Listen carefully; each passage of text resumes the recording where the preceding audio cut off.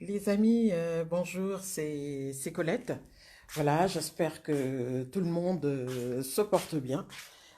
Moi, ça va. Alors, les amis, je n'avais pas du tout prévu de faire ce live, mais comme vous l'avez constaté donc depuis hier, je suis un peu dans tous mes états. C'est pas du tout dans ma nature.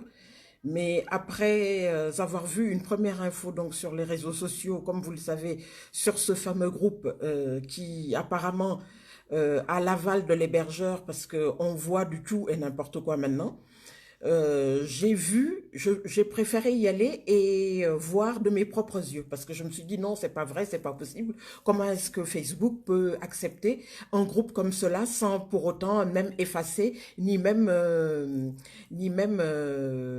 supprimer ne serait-ce que quelques infos, enfin des commentaires haineux quoi. Voilà. Alors donc dans un premier temps, ce que j'ai fait, je suis allée donc j'ai adhéré. J'ai regardé et puis je n'en revenais pas. J'ai vu du tout et n'importe quoi. En essayant de se justifier, en disant que oui, que les administrateurs, soi-disant, faisaient un merveilleux travail et que c'était un groupe donc à vocation humoristique, mais sans connotation raciste. Bon, première nouvelle, d'accord, ok, j'avance. Je regarde un peu plus et je vois des photos de familles qui n'ont rien à faire là. Donc des photos qui ont été piochées je ne sais où sans même l'autorisation donc de l'intéressé. Donc moi, je me réveille demain, je prends donc la photo d'une amie Facebook ou d'une personne que je n'aime pas, une photo de famille, donc elle était avec son mari, et on se permet donc de critiquer, de dire que oui, que son mari ceci et cela. Bon, bref, donc vous avez vu donc toutes les publications depuis hier. Moi, je pense que au-delà de tout ce qu'on voit, il y a une chose qui ressort. Je vois que quand il s'agit de critiquer les femmes, c'est, comme on dit, le buffet est garni. Quand il s'agit de critiquer la communauté noire, le buffet est également très garni. Et surtout quand il s'agit de critiquer une femme noire avec des hautes responsabilités, le buffet est encore plus garni. Voilà, moi, ce que j'ai constaté. Je ne sais pas si vous avez constaté la même chose que moi, mais là, c'est-à-dire que c'est tellement flagrant qu'on ne discute même pas donc de ça. Donc, il suffit que vous ayez des diplômes. Il suffit que vous soyez noir, il suffit que vous ayez un bon carnet d'adresses et que vous ayez eu votre nationalité française donc il y a 4 ans.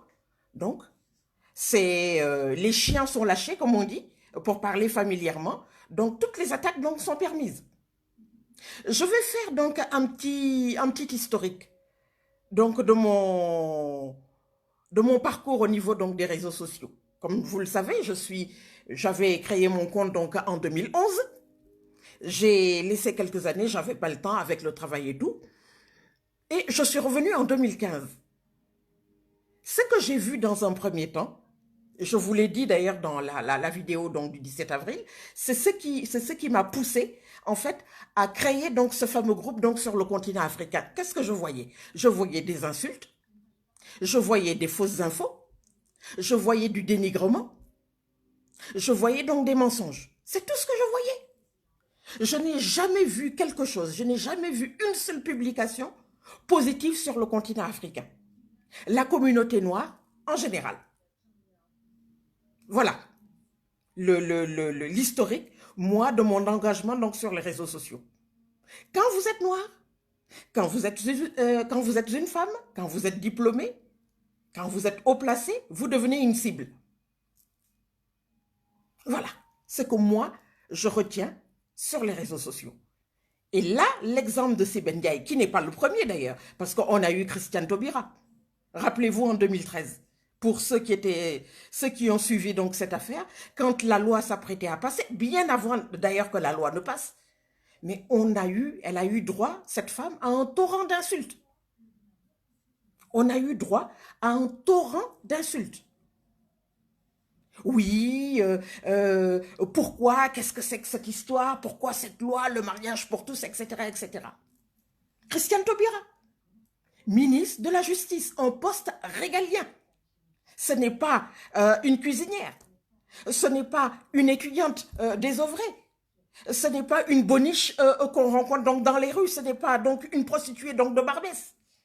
C'est Christiane Taubira, députée donc de la Guyane, hyper diplômée, avocate, qui se fait insulter tous les jours, aussi bien sur les réseaux sociaux qu'au niveau donc de la télé. Et on ne dit rien. Et on ne dit rien. On trouve ça normal. Voilà. Moi, c'est ce que je constate. Bien sûr, avant cet épisode, ce malheureux épisode, ce n'est pas un épisode. Hein. Si Madame Taubira m'entendait, je suis sûre qu'elle m'en voudrait. Ce n'est pas du tout un épisode. Je suis en train de vous donner donc des dates chronologiques. Avant ça, il y a eu bien sûr donc la communauté noire donc dans le football. Rappelez-vous. Qu'est-ce qu'on entendait? On entendait, oui, il y a beaucoup trop donc de footballeurs noirs donc dans l'équipe de France. En sachant que si tu veux devenir footballeur, si tu as du talent et que tu es blanc, tu peux très bien donc venir donc en équipe de France. Vous voyez? Parce que tout simplement, tu es noir, donc tu n'as rien à faire là, ce n'est pas du tout ta place. Tu es français, ça ne compte pas. Tu as eu donc ta nationalité en 2016, ça ne compte pas. Alors, allez jusqu'à publier donc des fiches de paye. Déjà, tu tombes sur le coup de la loi, puisque selon donc la loi, tu n'as pas le droit de toucher à la fiche de paye donc de quelqu'un. Que si la personne te donne son autorisation, d'accord.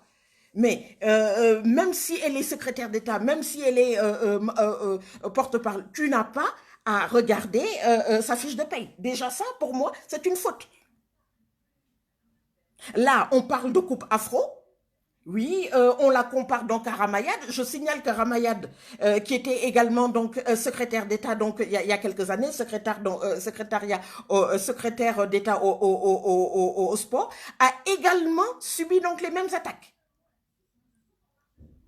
Elle a subi également les mêmes attaques.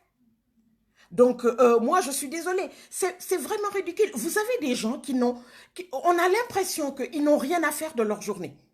Ils sont là sur les réseaux sociaux. Si vous voulez la place de Madame Ndiaye, vous n'avez qu'à avoir son parcours. Est-ce que vous connaissez le parcours donc de cette femme? Cette femme est brillante. Elle a des défauts, comme tout le monde. Elle a fait des erreurs, comme tout le monde.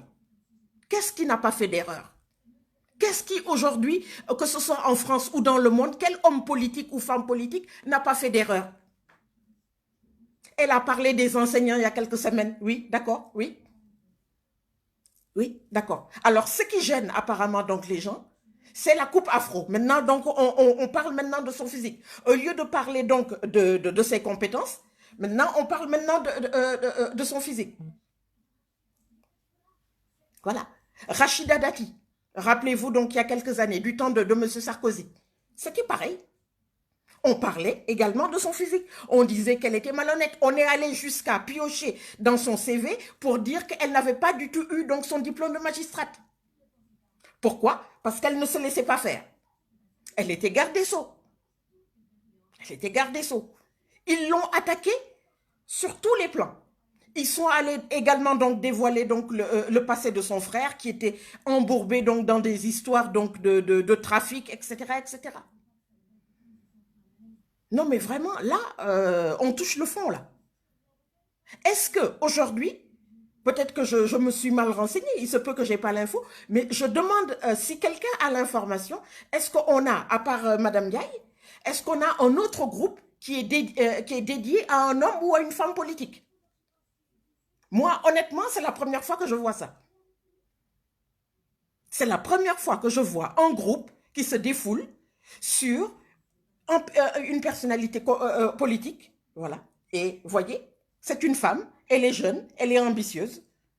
Et ça dérange apparemment beaucoup de gens. Si vous voulez la place de Madame Ndiaye, vous les haineux là, faites comme elle, réveillez-vous à 5 h du matin, Allez avoir vos diplômes, travaillez dur, passez les concours, voilà, vous travaillez donc en cabinet ministériel, battez-vous, et là, vous aurez donc ce poste.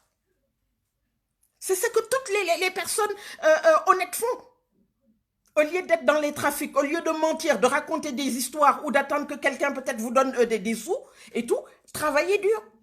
Allez à l'école, passez donc des diplômes. Voilà. Quand vous passerez vos diplômes, vous passerez donc des concours, là vous serez respecté. Ce n'est pas en restant sur les réseaux sociaux derrière donc un écran que vous allez réussir. Vous ne réussirez jamais comme ça. Madame Diaye, là, que vous voyez là, elle n'en a rien à faire donc, de vous. Moi, je ne la connais même pas. Mais ça m'a tellement énervé que je souhaitais donc intervenir par rapport à ça. Alors, on a dit beaucoup de choses. On a dit, oui, Colette, tu rentres dans les palabres et tout. C'est pas du tout mon genre. Vous me connaissez? C'est pas du tout mon genre. Mais là, c'était trop, quoi. C'était vraiment trop. C'était tellement trop que ça frise vraiment le ridicule.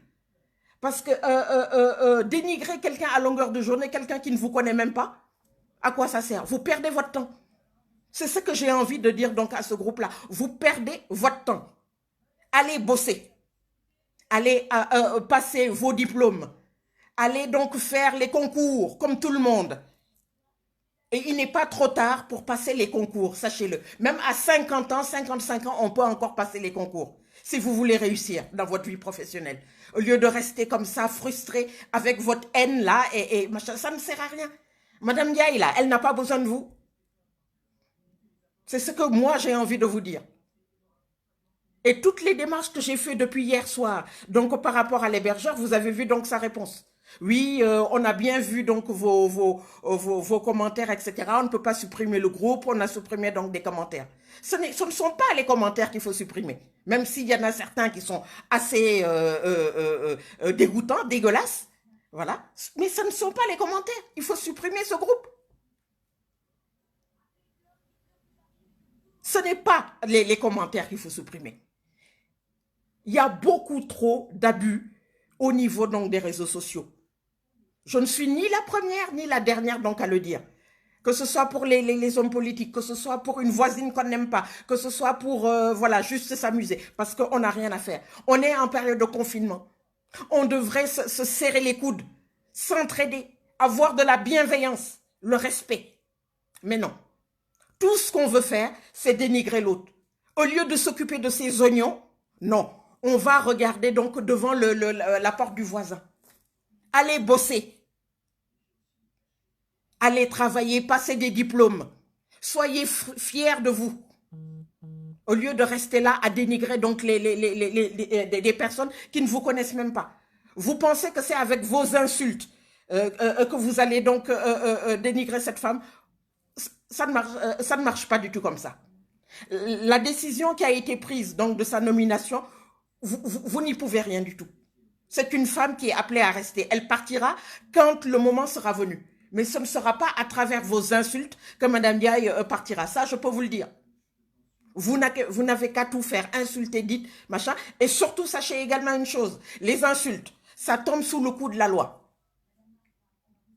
Parce qu'au lieu d'aller sur les réseaux sociaux pour insulter donc les hommes et les femmes politiques qui vous dérangent, surtout les femmes noires, jeunes et ambitieuses, vous ferez mieux d'aller reviser votre droit. Quand vous allez reviser votre droit, vous saurez très bien que vous êtes donc dans le tort. Les insultes sur les réseaux sociaux, c'est passible d'amende et de peine de prison. Voilà, pour ceux qui ne le savent pas. Donc, défoulez-vous, faites ce que vous voulez, mais là, vous tombez sous le coup de la loi. Les insultes.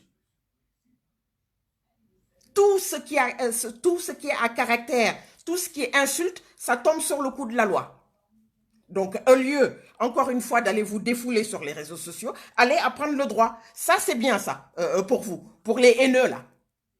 Allez apprendre le droit. Quand vous aurez appris le droit, vous reviendrez sur les réseaux sociaux et là, vous apprendrez donc beaucoup plus donc de choses. Voilà.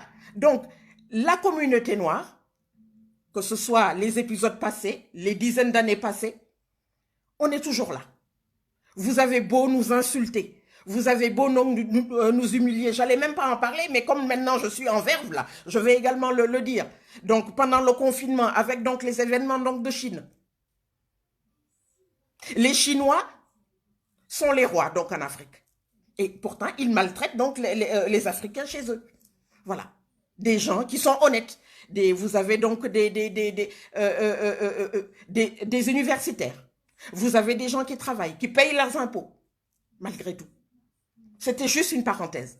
Donc, cette façon de faire sur la communauté noire, ça suffit. La communauté noire est une communauté honnête. Ce sont des citoyens comme vous, ce ne sont pas du tout des citoyens donc de seconde zone. Madame Siben Ndiaye, que je ne connais pas encore une fois, est une femme honnête, qui a fait donc ses diplômes, qui a travaillé dur, même si sa façon de faire ne vous plaît pas, c'est pareil. Il y a plein d'hommes et de femmes politiques qui ont des défauts. Mais on ne va pas jusqu'à se défouler pour aller créer donc un groupe pour juste se défouler. Allez apprendre le droit et vous verrez. Ou autre chose d'ailleurs. Allez apprendre la couture et faites des masques. Aujourd'hui, le monde médical, que je suis tous les jours, puisque vous le savez, je fais des vidéos régulièrement, a besoin de surblouses, de gants et de masques. Allez apprendre la couture au lieu d'aller sur les réseaux sociaux. Faites des activités pour votre communauté.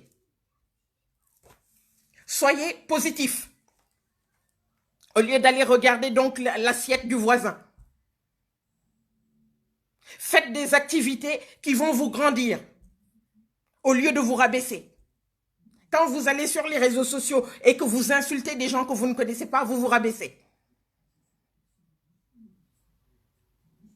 Allez passer des concours. Passez des diplômes pour être respectable, que ce soit homme ou femme. Et c'est comme ça que vous allez faire grandir votre pays. Les réseaux sociaux, c'est accessoire. Ça ne vous apporte rien du tout. Vous passez une journée donc sur les réseaux sociaux pendant le confinement, vous devenez bête. Vous ne devenez pas intelligent sur les réseaux sociaux. Je peux vous le dire.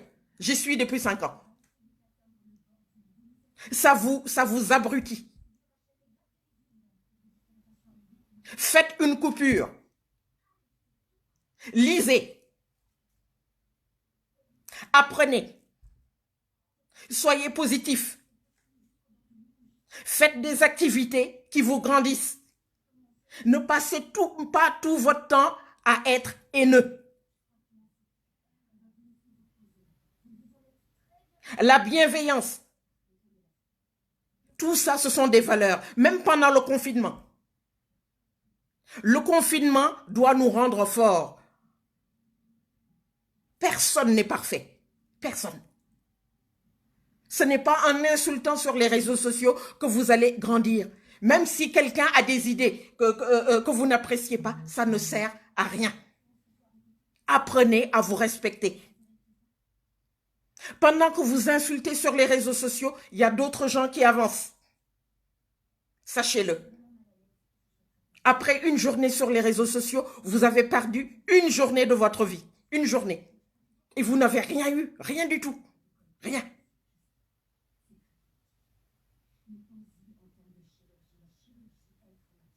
Les hommes politiques de la communauté noire sont des citoyens comme les autres. Ce ne sont pas des citoyens de seconde zone. Ce sont des gens qui sont très intelligents. Ils sont d'ailleurs plus intelligents que vous. Puisqu'ils ont eu donc ces postes-là. Vous, vous n'êtes rien du tout. Vous n'êtes rien. Et vous ne serez jamais rien d'ailleurs. Jamais. Ce sont des médecins. Ce sont des architectes. Ce sont des savants. Ce sont des techniciens. Ce sont des mathématiciens. Et vous, vous êtes qui? Vous n'êtes rien du tout. Vous ne savez même pas lire.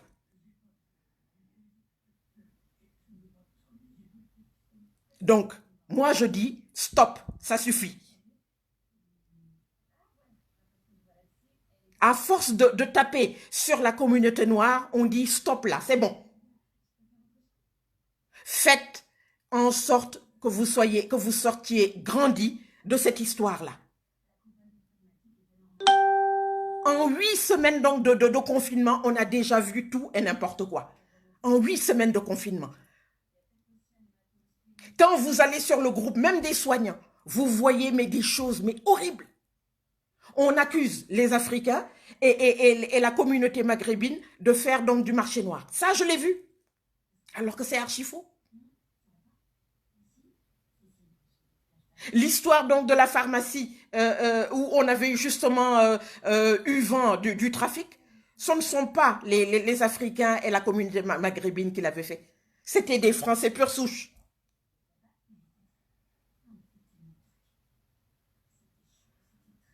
Quand on parle également des vaccins, on dit que oui, que l'Afrique, oui, oui, de toute façon, il n'y a pas de vaccin, il n'y a pas de gestes barrières, il n'y a rien du tout, donc on devrait aller faire le vaccin là-bas. Ce sont des gens qui sont bien placés, des médecins, des chirurgiens, qui osent le dire sur les médias. Et on ne dit rien du tout. Le gars s'est excusé, mais bon, le mal était fait. Le mal était fait. D'ailleurs, il a porté plainte quelques jours après parce qu'il avait dit qu'on l'avait menacé de mort. Avec tout ce qui est dit.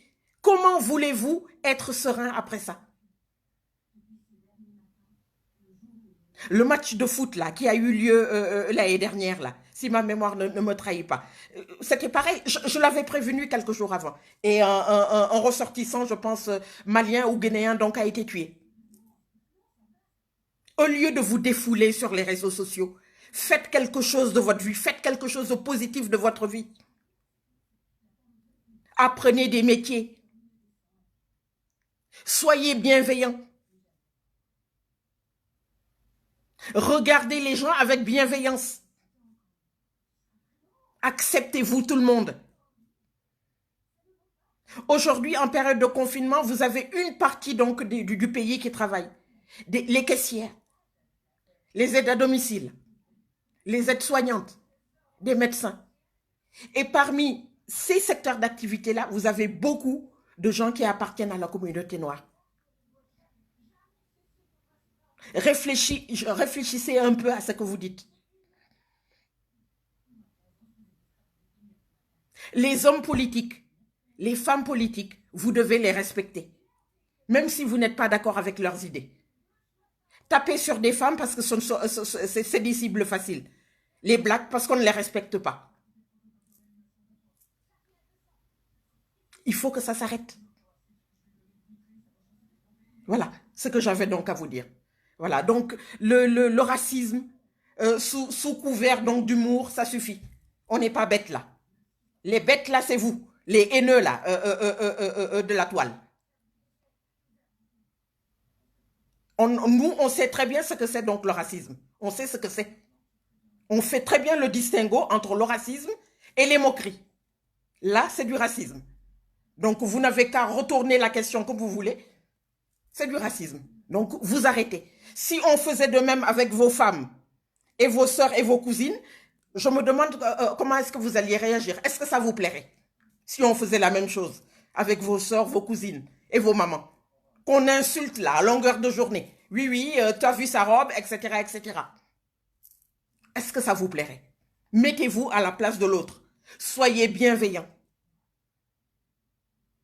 Même quand on a passé 3 repas par jour, on peut respecter l'autre.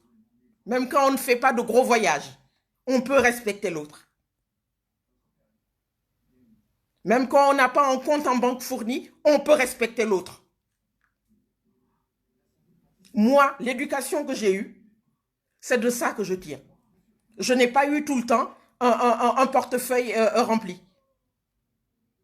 Et pourtant, jusqu'à aujourd'hui, je ne manque pas de respect donc à mes semblables. Parce que c'est l'éducation que j'ai eue. C'est une éducation de base.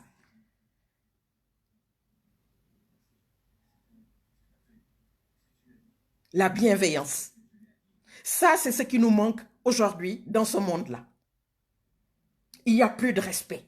Il y a trop de laisser-aller. Et il est temps que ça cesse, quoi. Ne pas profiter des réseaux sociaux pour se défouler. La retenue aussi. Quand on est fort dans sa tête, il faut apprendre également donc à se retenir. Même quand on veut dire des choses, on se retient. C'est ça qui fait de vous un homme ou une femme. Ce n'est pas simplement le fait d'avoir la grande gueule là et de sortir comme ça et tout. C'est pas ça qui fait de vous donc une femme ou un homme. La capacité de se retenir.